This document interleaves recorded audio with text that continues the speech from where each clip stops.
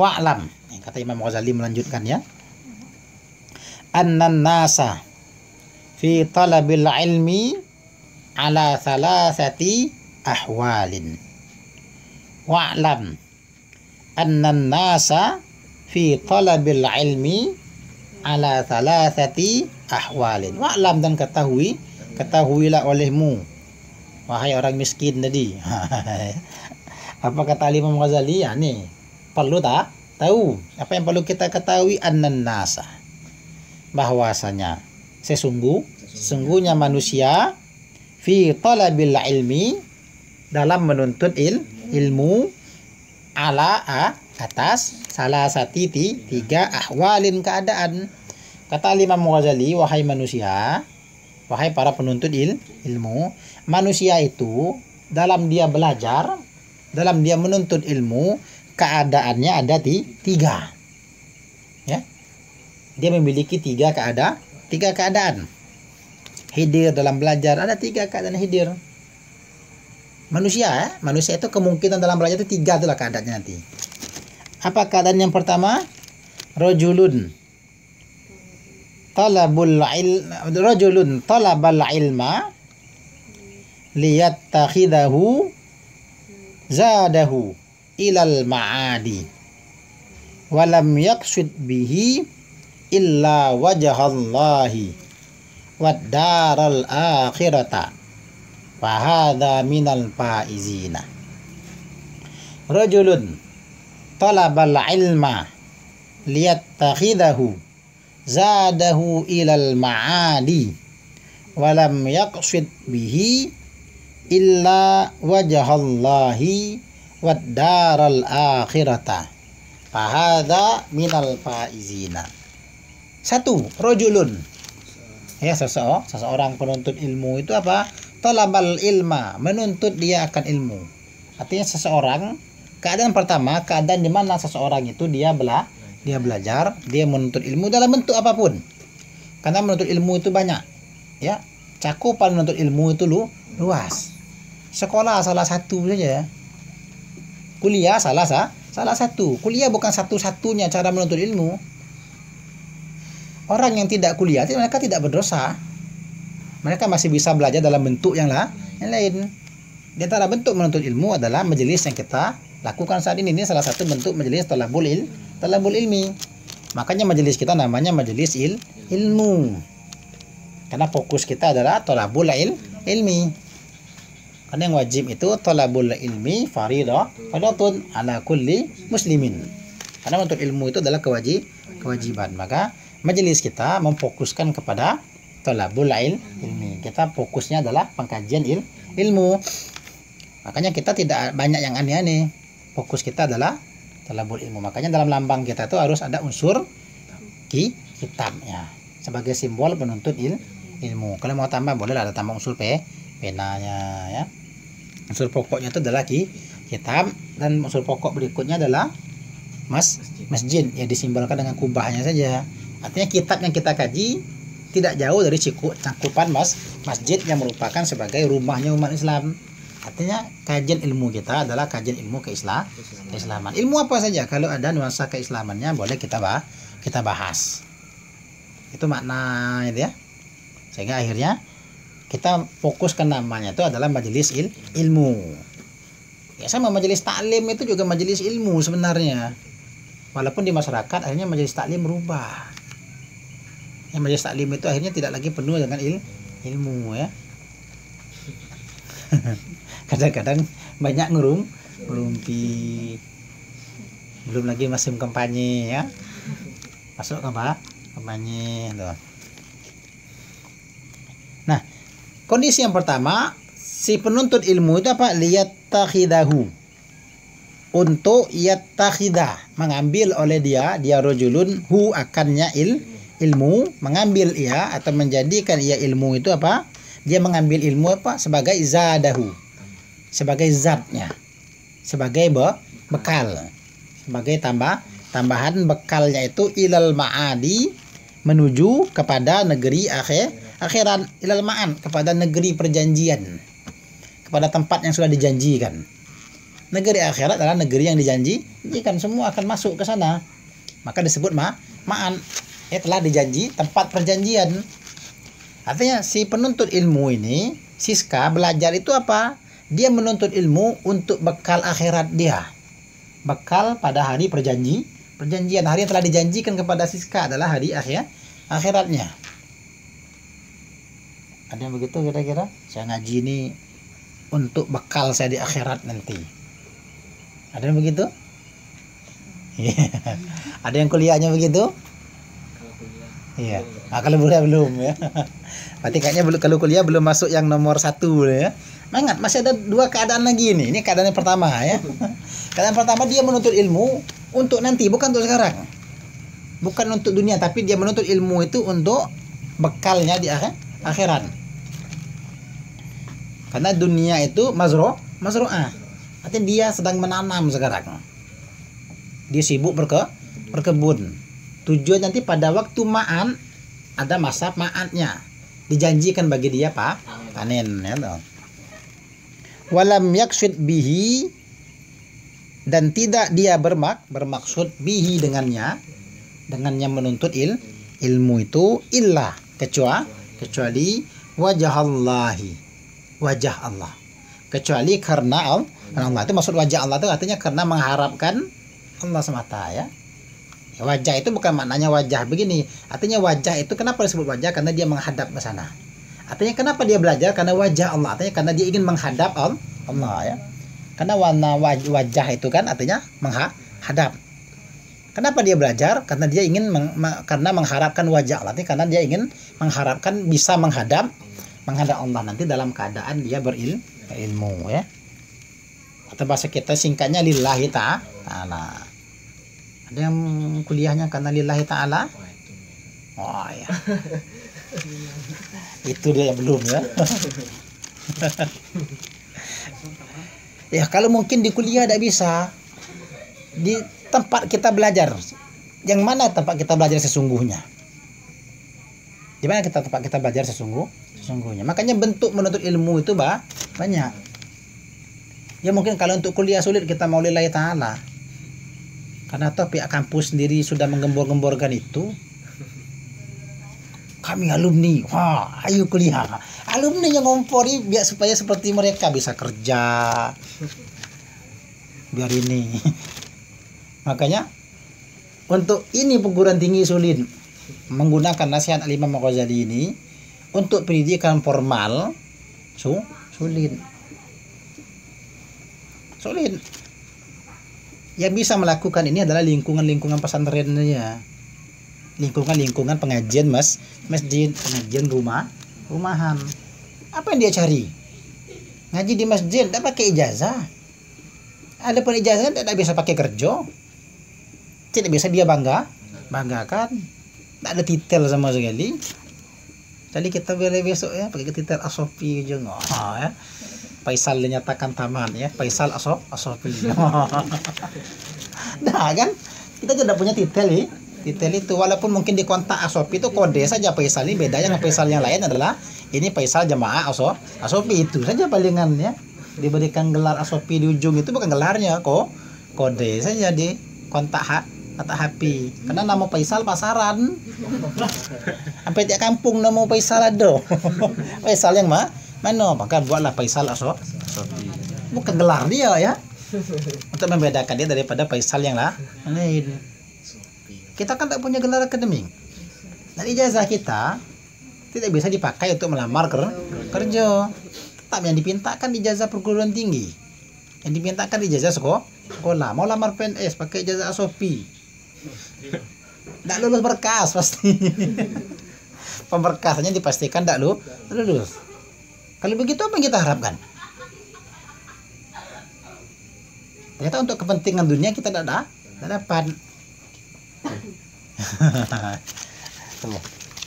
Karena kemarin kan dibahas, kalau cuma untuk ngambil sanad baru rugi, sudah dibahas kemarin. Artinya ketika kita justru yang bisa mengamalkan nasihat Al-Imam Al-Ghazali dan ulama-ulama yang tentang mengajak kita ikhlas, yang paling memungkinkan kita untuk betul-betul ikhlas itu di luar pendidikan formal. Formal payah. Bisa, tapi sulit. Godaannya berat. Kita hitung-hitungan, saya bayar SPP sekian, saya harus dapat berapa? SPP mahal, naik terus. Tentu ada bisikan dalam hati, saya dapat apa? Ya, ketika tidak ditulis namanya Faisal S apa nanti? SPD. Ya. Tidak ditulis sama Jumain ya. Faisal B.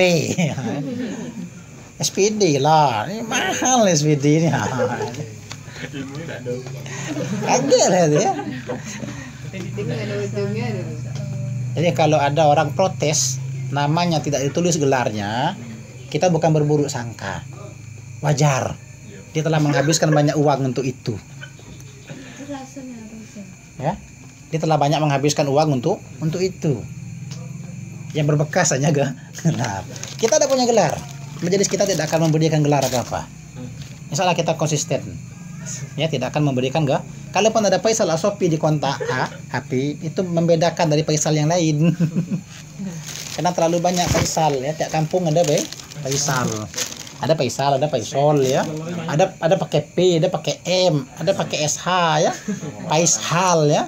Ada Faisal, ada Faisal ya. Hanya beda tulisan, tapi kan kita bingung Faisal yang mana? Ya, Sopi. Kan ngopi tadi, pasaran namanya. Iya. Cinta Fitri sampai sesi berapa kemarin tuh? Sesi 5 apa sesi 7 ya? Sinetron Cinta Fitri itu. Nah, kita belajar itu untuk mengharapkan ridha Allah Subhanahu wa taala. Makanya lillahi ta'ala. Berat kan? Berat. Rika. Tidak disebut orang SH-nya. Berat kan? Karena memang pas ya, karena itu memang menghabiskan banyak dana. Sehingga akhirnya ada ilmu tuh kaget lah ya. Ilmu itu nantilah dulu. Nah, sehingga kita berusaha untuk membangkitkan itu agar supaya kalau bisa mengikhlaskan pendidikan formal, betul-betul ikhlas, itu luar biasa orangnya. Kalau ada orang dari lingkungan pendidikan formal, memang dia kuliah itu lillahi ta'ala, bukan karena gelarnya, bukan karena gengsinya, bukan karena mudah cari kerjonya, biar bukan karena terpandangnya, bukan. Itu luar biasa. Ada, tapi langka. Karena memang sulit. Betul ya, kita aku itu memang karena butuh biaya yang mahal sekali ya. Jadi kadang-kadang kalau dokternya tidak ditulis, protes nih kan. Macam tidak tahu, saya tidak tamat sih go. Kalau dipanggil profesor tak noleh. Jumain, Pak Jumain, cuek saja. Prof Jumain, oh iya. Prof nengok langsung ya. Panggil Pak Jumain be cuek ya. Prof Jumain ya, oh iya saya ini. Ya Siska ketika perkenalan, dan memang betul. Memang sulit ya, itu memang sulit karena memang menghabiskan banyak modal. Dan kita pun lingkungan kita lebih banyak mengarahkan tidak ke sana. Kalau di lingkungan formal kita tidak katakan semua ya. Pada yang ikhlas itu ada. Ada yang ikhlas itu ada, tapi sulit mencarinya. Tapi kalau yang masuk pondok rata-rata ikhlas. Apa yang mereka cari? Tidak ada. Bahkan tersebut anak pondok masa depannya suram, mau jadi apa? Ya kan? Pengajian di masjid mau jadi apa? Tak ada dapat apa? Justru inilah tantangannya. Justru mereka lah, karena mereka datang. Mereka jauh-jauh datang ke sini harap apa mereka sebenarnya? Dapat gelar, tak akan diberikan. Karena Majelis Sofi tidak punya gelar. Tuh ya. Paling jauh Rika sekarang enggak? Paling jauh sendiri lagi tuh ya, malam. Kalau ngikuti fikih tidak boleh keluar tanpa mahramnya itu ya. Dia langgar hukum fikih ya. Demi lillahi ta'ala. Iya. Cepatlah dapat. Ya. Agar supaya pergi sama-sama. Amin, bukan Jumain. Amin kan? Bukan Jumain ya? Iya. Iya. Amin Faisal kan ada. Amin Jumain ada. Wadarul akhirata. Dan niatnya itu apa? Wadarul akhirah. Niatnya itu adalah darul akhirah, negeri akhirat. Kalau ada yang niat belajarnya ini, fahadza minal faizina. Maka ini orang minal faizina. Dari orang-orang yang faiz, yang menang. Inilah orang yang beruntung. Ini adalah orang yang benar-benar beruntung. Jadi kalau kita mau ngakali, kita banyak datang ke tempat-tempat yang katanya menuntut ilmu. Kalau begitu, kalau kita merasa tidak bisa ikhlas dalam penuntut ilmu di sini, cari tempat untuk ilmu yang lain bisa menghantarkan kita kepada yang bisa kita lebih ikhlas. Oh ya. Ya kalau memang tidak bisa di UIN ikhlas, ya sudah dia supi boleh ikhlas ya.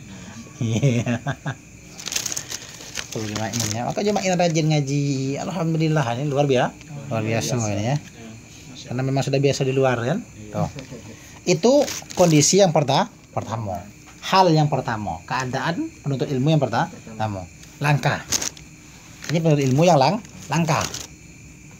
Tapi ada jumlahnya banyak. Tapi kalau ditotalkan yang nomor 1 nih langka. Sebenarnya yang nomor 1 itu banyak. Tapi kebanyakan bukan nomor 1. Nomor 1 banyak. Tapi mereka bukan yang paling banyak. Artinya masih banyak. Mungkin di kelompok 2 atau di kelompok 3 yang terbanyak itu ya, bukan di kelompok 1. Warajulun talabahu liyasta'ina bihi ala hayatihi al-ajilati wa yanala biha al-izza wal jaha wal mala wa huwa alimun bidalika mustash'irun fi qalbihi rikakata halihi wa khissata maqsadihi fahadha minal mukhatirina. Wa rajulun talabahu liyasta'ina bihi ala hayatihi al-ajilati wa yanala bihi al-izza wal jaha wal mala wa huwa alimun bidalika mustash'irun fi qalbihi rikakata halihi wa khissata maqsadihi fahadha minal mukhatirina. Warajulun, dan keadaan yang kedua, seseorang talabahu, menuntut akannya ilmu. Penuntut ilmu yang pertama adalah penuntut ilmu yang beruntung. Mereka adalah orang-orang yang menang. Penuntut ilmu yang kedua, bagaimana keadaannya dalam menuntut ilmu itu? Liyasta'ina bihi, untuk atau karena. Yasta'ina, ya, dia meminta pertolongan bihi, dengannya ilmu. Yang kedua, dia menuntut ilmu itu agar supaya mendapatkan pertolongan dengan ilmu yang dia pelajari. Pertolongan apa? Ala hayatihi, atas kehidupannya al-ajilati, yang segera. Yang sekarang. Yang segera itu maksudnya semasa hidup dia dunia ya. Yang sekarang itu maksudnya kehidupan dunia. Dia belajar agar supaya ilmu bisa menolong dia di kehidupan dunia. Wayanala bihi, dan dia mencapai bihi dengannya ilmu. Karena dia belajar agar supaya hidupnya tertolong. Sehingga dengan ilmu itu dia bisa mencapai al-izzah, kemegahan. Ya, dengan ilmu itu dia menjadi megah. Wal jaha, mulia, terhormat dia. Wal mala, dan dia mendapatkan harta. Kenapa belajar? Biar mudah cari kerja. Karena kalau tidak belajar hidup susah. Ini kalau kerja, kalau belajar mudah cari kerja, bisa jadi orang kayo, orang terhormat, disegani orang. Ada niatnya begitu? Iya. Ada? Kenapa kuliah? Biar mudah cari kerja. Karena kalau kuliah nanti dapat ilmu, dapat gelar, gelar tadi kemegahan, kehormatan, mal, duit, mudah cari kerja. Sehingga dapat mal. Kalau terpandang kan orang muda jumain. Kalau sudah punya titel doktor itu berebut orang dengan jumain. Ya, jumain bercakap setengah jam be. Ya. Honor transfer ke bank dari rekening 500.000 setengah jam cakap cuman. Ngotab lah tuh. Saya dulu. Ya. Cerita cuma 500.000 setengah jam. Ya. Namun kan hidir ceramah, isi pengajian khotam 50 kitab. Tidak dapat apa-apa. Ya. Ikhlas. Iya, golongan pertama kan. Tapi tidak juga lah, golongan pertama kadang-kadang walaupun dia ikhlas dapat juga lah ya, ya. Tetap dapat. Makanya nanti almarhum Guru Jamil itu pernah berpesan, kalau nak kayo jangan jadi guru. Ya. Kalau nak kayo jangan jadi guru. Kapan bisa kayo? Yang tidak bisa, guru tidak akan bisa kayo. Di saat orang sibuk bekerja, disibuk ngajar. Jadi kalau nak kayu juga, buka kebun sawit banyak-banyak ya, buka kebun karet, buka toko, orang nunggunya dia ngajar. Nah, ini guru, kenapa dia kaya? Iyalah ya, sawitnya, karetnya, tokonya, pangkalan ojeknya banyak, bisnis online-nya lancar. Kenapa dia kaya? Bukan karena gurunya, tapi pencariannya lah. Dia tidak mencari pekerjaan, tidak menjadikan mengajar itu sebagai kerja. Makanya guru kalau nak kaya jangan jadi guru. Tuh. Makanya guru jarang yang kaya. Ada tapi jarang. Tapi aneh, para guru yang tidak kaya hidupnya relatif bahagia. Justru banyak orang yang berlimpah harta, mereka merasa susah. Banyak duit, makan nih Pak ya. Harusnya orang banyak duit, makan mudah tak? Mudah. Padahal makan tuh perkara paling mudah. Ambil, pegang, buka mulut, masuk mulut, kunyah, telan. Selesai. Tapi kadang-kadang orang punya duit, makannya sulit. Bingung mau makan di mana. Makan situ ada, situ tuh kurang ini. Ya. Yang itu pemandangnya udah bagus. Itu banyak prasyaratnya. Padahal makan tuh paling enak, pegang, buka mulut, masuk mulut, kunyah, telan, selesai. Nah enak ada pokok makan. Padahal makan itu urusan paling mudah. Prinsipnya enak makan banyak, enak makan dikit, itu belah. Dan kadang-kadang justru banyak orang kaya yang tidak bisa menikmati makanan. Makan sulit ya, berjam-jam belum bisa makan. Siang ini kita makan di mana? Makan situ ada, situ kurangin ya, sana ada ini ya. Itu situ tuh lah dingin nasinya, saya tuh enak makan tuh yang baru dimasak nian. Lah sejam naik mobil ke sana, mana macet lagi sampai sana, mesan setengah jam kemudian baru masak. Peralatan makan dalam pesan banyak-banyak, habis 500.000. Beli nasi bungkus di rumah makan yang 8.000, berapa bungkus dapatnya? Bawa ke asrama tuh. Berapa banyak orang yang alhamdulillah. Enak. Daripada kita makannya berjam-jam, tak makan juga habis. Tuh. Artinya justru kebahagiaan itu bukan terletak di banyaknya harta, tapi memang banyak harta kemungkinan bahagianya tinggi. Ya. Bahagia itu tidak selamanya dengan harta. Ya. Tapi tanpa harta sulit untuk bahagia. Ya tanpa harta sulit untuk bahagia. Apa maksudnya? Ya. Tanpa harta sulit bahagia. Payah kan? Nak makan duit nak geti. HP rusak nak bayar HP duit nak geti. Misalnya nak pergi minyak motor dah kan, geti. Nak ngisi minyak motor tak ada duit, tapi nak makan. Ya, sulit lah untuk bahagia. Ini yang sedang-sedang saja lah ya. Yang bagus itu adalah ya cukup ya, berkecukupan ya. Pas nak pergi duitnya cukup ya. Pas nak makan duitnya cukup. Nak pergi haji duitnya cukup ya. Dan yang lebih penting lagi adalah bagus pribadinya. bagus rumah pribadinya, ya.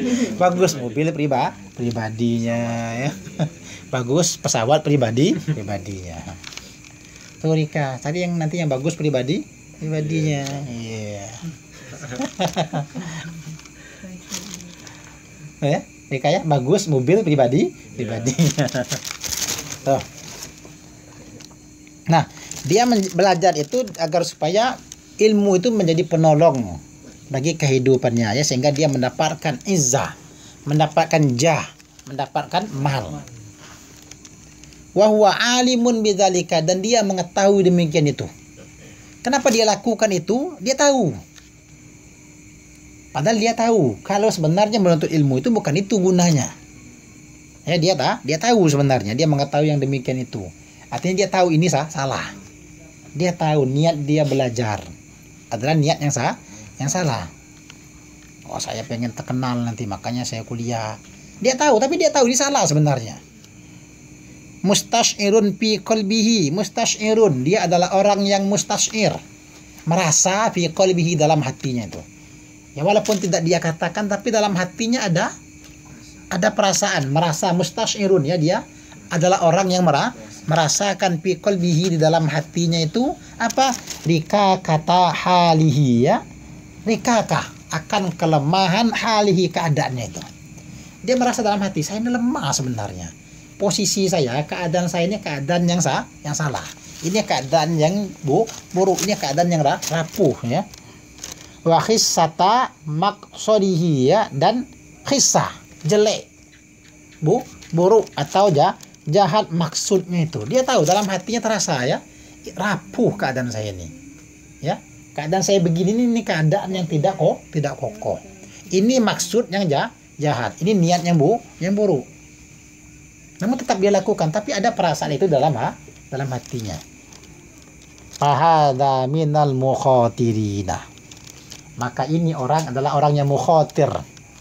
Orang yang mengkhawatirkan. Ini orang yang mengkhawatirkan. Kenapa dia khawatir? Karena dia berada dalam bahaya. Dan dia sadar dia dalam bahaya. Nah, orang yang sadar dalam keadaan berbahaya ini orang yang dikhawatirkan. Dia khawatir ini, ya. Dia mungkin mau keluar sulit karena terdesak, tapi dia tahu ini salah. Makanya dia kan ada perasaan di hati. Ini kata Imam Ghazali, ini kategori keadaan ini adalah keadaan orang yang mukhatir. Keadaan orang yang gawat. Keadaan orang yang gawat. Ini dia dalam kekhawatiran dia ini, ya. Dalam keadaan bahaya. Khawatir itu kan bahaya. Makanya khawatir bahaya, banyak bahayanya. Saya khawatir, artinya saya banyak bahayanya tuh, ya. Saya melihat adanya kebahayaan, maka dikatakan saya khawatir. Kamu itu, saya melihat banyaknya bahaya pada dirimu. Atau khawatir satu, khawatir banyak. Dia khawatir itu. Ya, tuh. Masa kita ini banyak ngambil bahasa Arab, ya. Saya khawatir, artinya saya melihat banyak bahaya. Saya merasakan banyak bahaya. Pada diri siapa? Pada diri. Saya khawatir dia tuh kayak ya. Saya khawatir dia tuh, artinya saya merasa ada bahaya pada dirinya, ya. Titiknya panjang pula, ya. Masuk ke nomor 3 panjang. Berhenti sini cocok sebenarnya, tapi nak dimasuk ke nomor 3 lumayan panjang, ya. Cukup dulu, atau kita paksa habis? Cukup aja, nak. Karena mengkhawatirkan ini, ya. Kayak takutnya hilang Jumat besok datang. Ini usahakan Jumat depan datang, ya, karena ini bagaimana cara menyelamatkan ini. Yang tadi ngasih cara menyelamatkan kelompok 2 nih. Kelompok 1 udah selamat udah. Ya, karena dia sudah menghadapi sesuatu yang sangat berat, dia salah. Nah, kelompok 2 ini kelompok dalam bahaya. Ya, dia dalam bahaya, maka dia perlu diselamatkan. Kita perlu bentuk tim SAR nanti menyelamatkannya. Perlu tim khusus bagaimana langkah-langkah menyelamatkan kelompok 2. Nah, akan dibahas insyaallah pada Jumat yang akan datang. Allah Subhanahu wa taala alam. Subhanakallah.